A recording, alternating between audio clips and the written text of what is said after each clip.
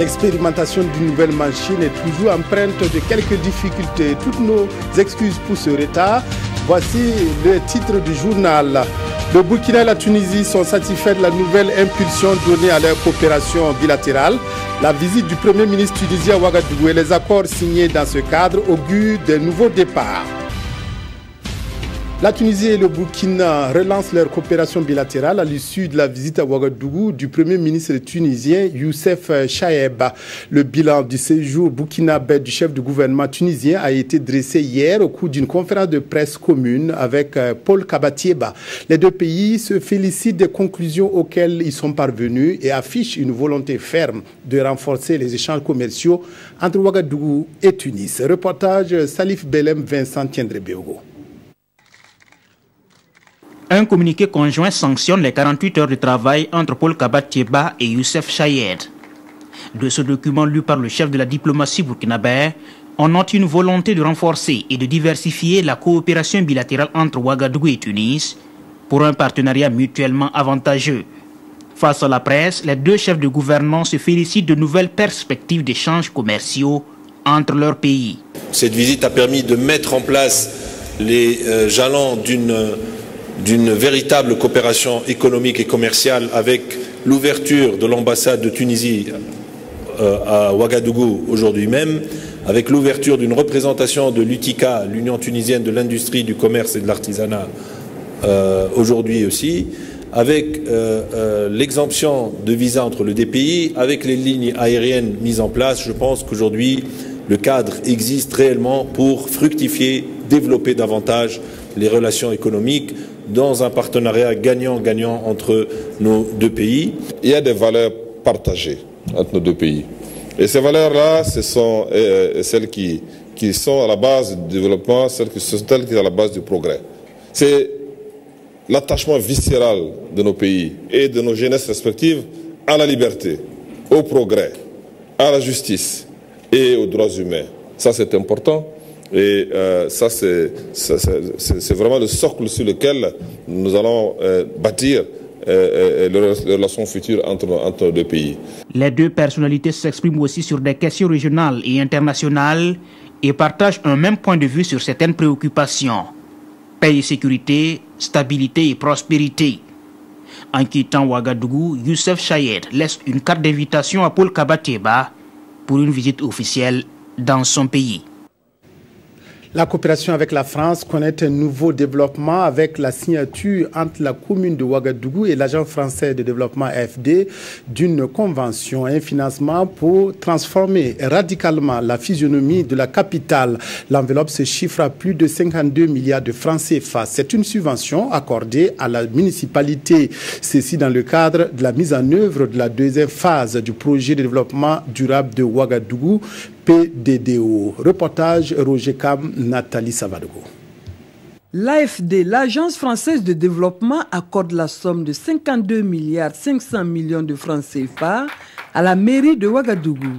Cet appui de l'AFD accordé sous forme de prêt souverain à l'État burkinabé entre dans le cadre de la mise en œuvre de la phase 2 du projet de développement durable de la ville de Ouagadougou. Les objectifs du projet sont, entre autres, désenclaver les quartiers périphériques et renforcer les capacités de la commune dans la mise en œuvre de sa politique d'aménagement. Ça va permettre de désenclaver beaucoup de centres secondaires, et comme des quartiers comme Catria, et des quartiers comme Tampuy, et des quartiers comme Wayalguin, et qui vont connaître des investissements structurants de base, et que ce soit sur le plan de l'éducation, que ce soit sur le plan de la santé, que ce soit sur le plan des transports, sur le plan de la voirie. Tous ces quartiers-là vont être désenclavés et avec ce financement-là. Le partenariat entre l'AFD et la mairie centrale date de 20 ans et la concrétisation de cet appui témoigne des excellentes relations de coopération et d'amitié entre le Burkina Faso et la République française. On avait fini le plan de développement durable de Ouaga, le PDDO 1, et on a été très satisfait du résultat obtenu. On en a vu certains ce matin sur le terrain. Et donc oui, vous avez raison, on a décidé de doubler la mise. Donc il faut voir ça comme une marque de confiance, bien sûr, pour nos partenaires et puis aussi la reconnaissance des enjeux urgents des populations des 3 quartiers que nous allons servir avec ce programme. Le projet est prévu pour durer 5 ans. D'ores et déjà, le maire de Ouagadougou rassure les partenaires de la bonne gestion du fonds. Il a indiqué que dans les mois à venir, le lancement des appels d'offres se fera pour permettre le démarrage effectif des activités. La réflexion est engagée autour de la problématique de la migration au Burkina. Un forum national se penche sur la contribution de la diaspora au développement social et économique du pays. La rencontre rassemble des acteurs de la société civile, des partenaires techniques et financiers ainsi que des Burkinabés de l'extérieur. Panwadrogo Janzongo, Bouma, Ernest Nebié. Ce forum national sur la migration va se pencher essentiellement sur la contribution de la diaspora burkinabé au développement économique et social du Burkina Faso. Il s'inscrit dans le cadre de la mise en œuvre du PNDS. Vous voyez très bien que la contribution dans mon allocution, j'ai pu le signifier, qu'il y avait un paquet quand même important de ressources qui venaient de la diaspora. On a évalué cela à 96 milliards de francs CFA par an. En général, c'est utilisé pour des dépenses sociales, pour construire des maisons, ce qui est très bien. Mais on peut recycler ça aussi, nous pensons, dans l'économie. Premier du genre, ce forum qui regroupe les acteurs de la société civile, des ONG intervenant dans le domaine de la migration, les partenaires techniques et financiers et la diaspora burkinabé est une tribune pour ses participants d'échanger sur toutes les thématiques relatives à la migration. Des participants qui vont également réfléchir sur les investissements ainsi que les projets porteurs de la diaspora burkinabé. Sous le bénéfice des principes de précaution et de sécurité juridique ci énoncés, je puis affirmer que nous ne ménagerons aucun effort pour mettre à profit notre savoir-faire, capitalisé dans nos différents pays d'accueil de par le monde, nos ressources et compétences afin de contribuer effectivement à l'exécution du PNDS. D'ores et déjà, ce forum offre l'opportunité de partager des expériences réussies et d'échanger sur les problèmes auxquels nous sommes confrontés dans nos juridictions respectives. Les recommandations qui seront issues de ce forum feront l'objet d'un examen minutieux de la part du gouvernement. Toute chose qui l'aidera à prendre des décisions à la hauteur des attentes des participants, a dit le ministre en charge de l'économie qui a représenté le Premier ministre à cette rencontre de haut niveau. L'Union économique et monétaire ouest-africaine UEMOA a réuni à Ouagadougou fin mars des experts pour mettre en place un comité régional de facilitation des échanges au sein de l'Union. Il s'agissait de construire un consensus entre les États membres pour un développement harmonieux des échanges entre pays de la sous-région, quelques jours après l'entrée en vigueur de l'accord de facilitation scellé en 2013. Linda Kabore, Zalissa Sanfo, reportage. À travers cet atelier, les représentants des pays membres de l'UEMOA réfléchissent à la mise en place d'un comité régional de facilitation des échanges commerciaux. Un comité qui va permettre d'améliorer le commerce entre les 8 pays de l'UEMOA. Ce comité régional va coordonner les actions des comités nationaux et faire en sorte que les structures qui sont chargées de développer le commerce dans nos États puissent travailler en harmonie pour éviter que ça n'aille dans tous les sens. Parce que notre objectif aujourd'hui, c'est de faire en sorte que les échanges intracommunautaires, c'est-à-dire les échanges entre nous, soient suffisamment développés pour que nous puissions avoir une base suffisante pour affronter le commerce international, le marché international. L'Union européenne, qui est un appui financier, accompagne ce processus d'intégration régionale de l'Afrique de l'Ouest. Et selon son représentant, c'est un partenariat gagnant-gagnant. S'il n'y a pas de commerce et d'investissement, il n'y a pas de croissance. S'il n'y a pas de croissance, il n'y a pas d'emploi. Et s'il n'y a pas de croissance, il n'y a pas d'emploi, il n'y a pas de développement économique. Donc l'Union européenne est un partenaire pour accompagner ce processus d'intégration régionale qui est clé pour le développement du Burkina Faso et de toute la zone Afrique de l'Ouest. À travers l'amélioration des échanges commerciaux, la Commission de l'UEMOA et ses partenaires espèrent une croissance économique des pays membres de l'Union. Les agriculteurs burkinabés bénéficient d'une formation en entrepreneuriat agricole à Bobo-Dioulasso, une formation rendue possible grâce au programme BUS financé par l'organisation allemande AHA. Cette organisation s'est donnée pour objectif de renforcer les capacités des entrepreneurs agricoles. À Bobo-Dioulasso, l'accent sera surtout mis sur le développement personnel. Reportage Hassan Gourabou, Mireille Carole Tougma. Renforcer les capacités des producteurs agricoles en entrepreneuriat, c'est ce à quoi répond le concept dénommé en allemand BUS. Et ce sont 22 producteurs qui participent ici à une phase de ce programme, lesquels producteurs seront chargés de partager leurs connaissances avec leur structure de base. La présente formation, c'est permettre aux organisations paysannes d'avoir des formateurs endogènes pour renforcer la capacité de leurs membres. Et donc, c'est une formation des formateurs. Et la suite, chaque organisation va organiser des formations pour ses membres. Au cours de cette formation, ces futurs formateurs ont reçu les rudiments nécessaires pour développer l'esprit d'entreprise. Cette analyse qui concerne l'entreprise doit amener en réalité le former à détecter ses potentialités. Quels sont les avantages du marché, quelles sont les potentialités du marché et quels sont les produits sur lesquels il peut se baser. Ces programmes de formation sont du AHA, Andreas Hermes Academy, qui développe depuis 1960 des formations en entrepreneuriat à l'intention des agriculteurs des villes et campagnes. Des programmes qui privilégient l'approche participative où le formateur conduit le processus par des réflexions individuelles. Restons à Bobo, où une nouvelle cimenterie va bientôt sortir de terre. Le groupe CIMAF a annoncé la construction de cette cimenterie d'une capacité de 700 000 tonnes et qui va générer 1000 emplois directs et indirects. En dévoilant leur projet, les promoteurs ont promis de mettre à la disposition des consommateurs du ciment de qualité à un coût accessible. Yacouba Gamene, Olopoda, précision. Le groupe CIMAF veut construire une nouvelle cimenterie à Bobo-Dioulasso.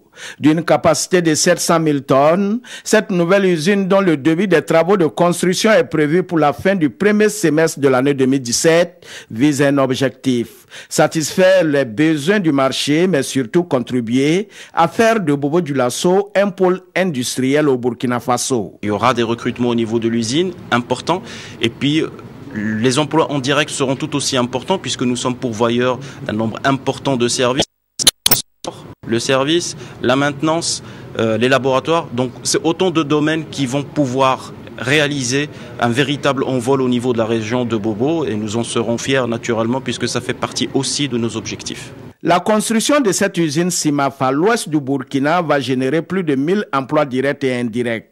20 milliards de francs CFA, c'est le coût des investissements de ce projet qui met en avant le respect de l'environnement et la valorisation des matériaux locaux. Aujourd'hui, avec notre usine à Ouagadougou, nous constatons que nous avons des volumes d'affaires qui sont importants dans la région de Bobo et le coût du transport vient gréver le coût de production. Donc notre objectif, c'est de réduire davantage nos coûts de production pour que nous puissions offrir un ciment accessible à un prix très abordable également à la population de Bobo, parce qu'aujourd'hui la population au niveau de Ouagadougou en profite, l'usine étant proche, et il était temps que Bobo puisse avoir également son usine et que le prix puisse être comparable à celui de Ouagadougou.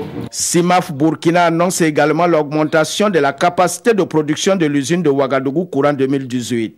Une capacité qui passera de 700 000 tonnes à plus de 1 700 000 tonnes par an avec un investissement de plus de 25 milliards de francs CFA.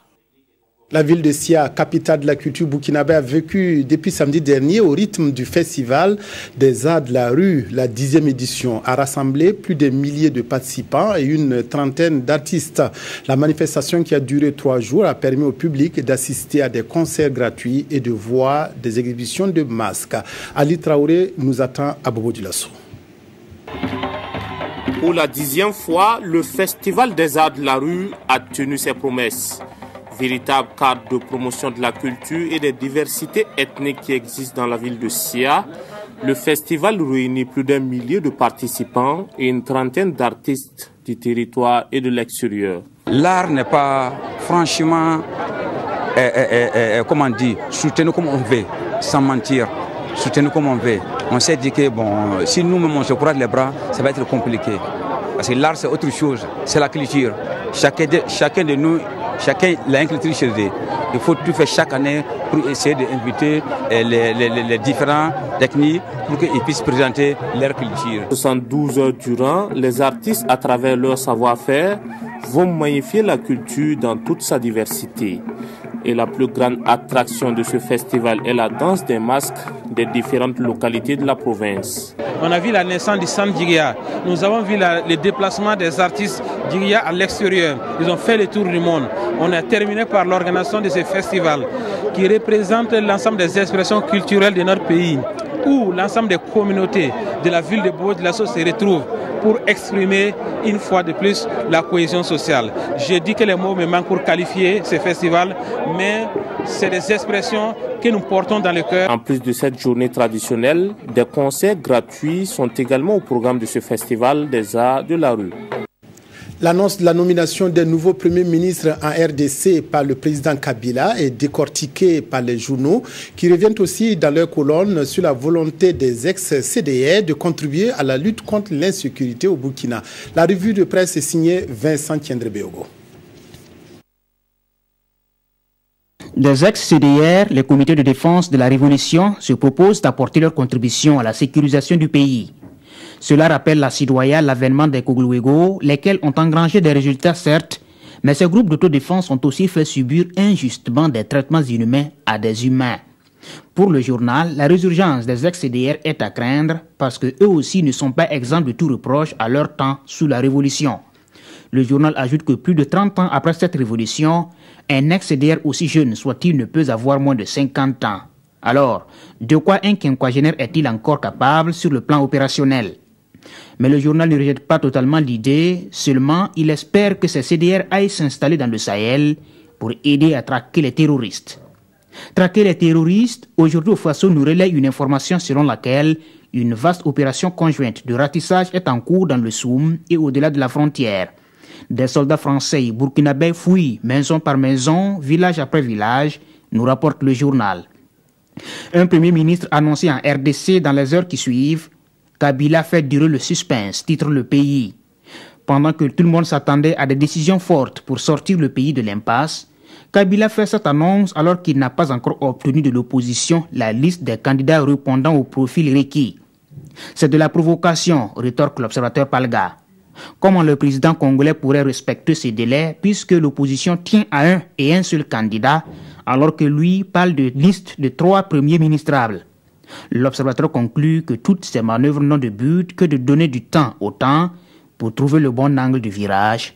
Destination 3e mandat. Une nouvelle fois, toutes nos excuses pour les imperfections constatées au cours de cette édition. C'est tout pour le journal. Merci de votre aimable attention à la RTB. Excellent après-midi à toutes et à tous.